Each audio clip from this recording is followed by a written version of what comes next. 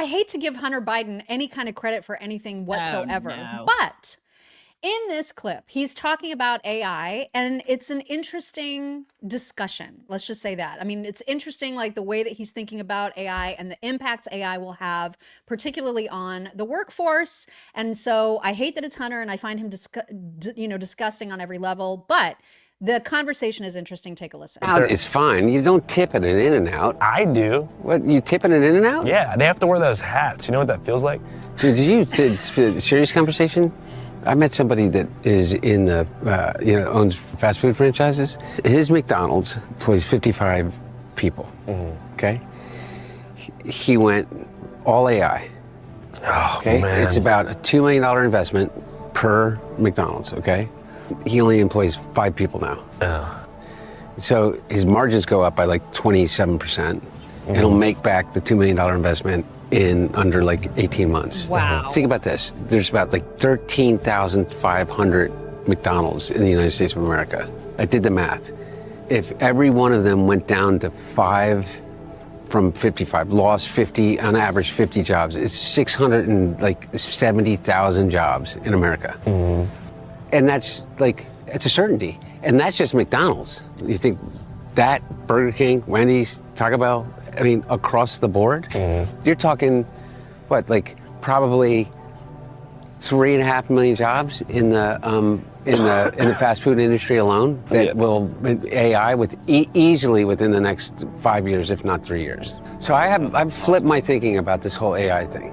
You're either going to have a massive extinction event, or it's going to be really good with a rough patch in the middle. Because if between supercomputing power, which we're there already, okay, like quantum computer, and deploying AI, is like, how is it that we don't figure out the commercialization of nuclear fusion within the next like 5 years? And if we do that, a limitless source of power without any carbon emission or waste at all, like that could solve like, I mean, we just saved the earth basically. It's like 670,000 people are gonna have to do blow art. That's what they're gonna have to do. But then people are gonna have to find the money to pay for blow art. That's what he did math. He did like. I know. People are like, why are we listening to him? I know. Tell me that wasn't an interesting little It was bit an interesting. It was an of interesting stuff. exchange, right? It was an interesting exchange, and he's not wrong, you guys. He is an idiot. Taken over so many jobs. Oh, it is taking over a lot of jobs. It's taken over a lot of jobs. Like I saw a thing with Mike Rowe talking about the kind of the very. I wish. Like people, we probably should show him more than we should show the next crackhead, But I mean, listen, the ex crackhead did a little bit of elementary math, and that's neat that he did that, and he has a point, and it was an interesting conversation. But Mike Rowe talks about this a lot, and how a lot of the jobs that people are going to college for will not be jobs. Right. A lot of the jobs that people have now that they went to college for will not be jobs in the next 10 years. And so, but there are still like a lot of these blue collar jobs that people think are, I guess beneath them. Those are the jobs that will be there. The trade jobs, they're still going to be there. AI can't do those jobs. And so a lot of these kids who are like, I have to go to college. No, you can go to trade school. Right. Yeah. You can go to trade school, and then because that's the thing, we're gonna need so many more of those jobs. So those kids are gonna be like elevated, and a lot of these college educated kids who get these liberal arts degrees and whatnot, they're gonna be like, oh crap, they're gonna have debt, they're gonna have no job, and then these blue collar kids are gonna be. I'm just saying, we've talked to Mike Rowe. I love Mike Rowe. We've had him on our show before. We need to get him on again because it would be great. It is fascinating and it's terrifying. And I really do wonder what's going to happen over the next 10 to 20 years. Cause it's like warp speed at this point.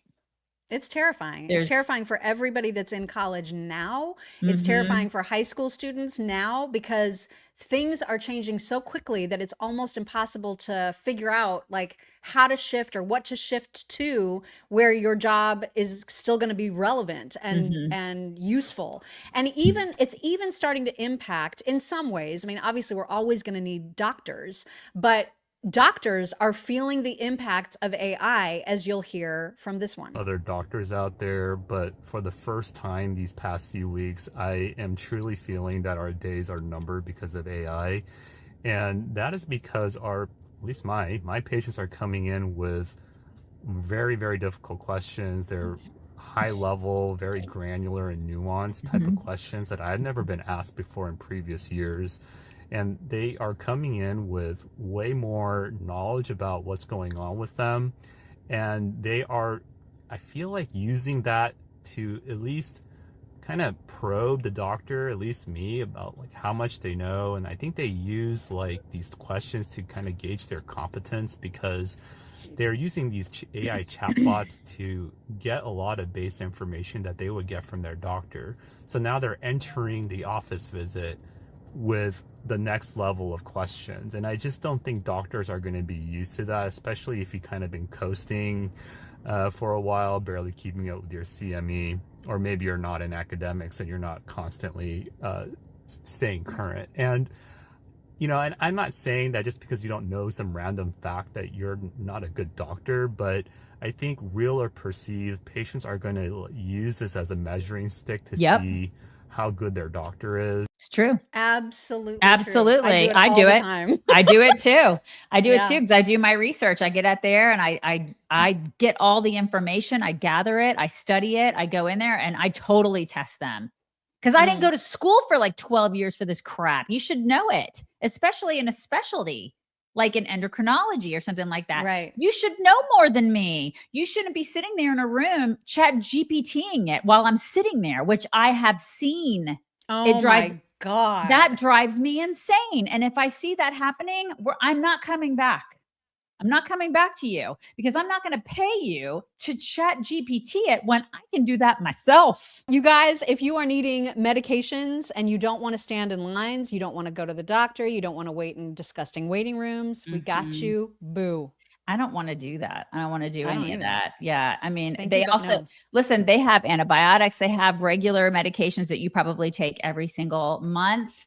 They meaning Um, all family pharmacy. All Family Pharmacy. Yes, thank you for throwing that in there, Mock. All Family Pharmacy has that. They have also innovative options like methylene blue, which is something that RFK Jr. has talked about. It has a lot of benefits for brain health.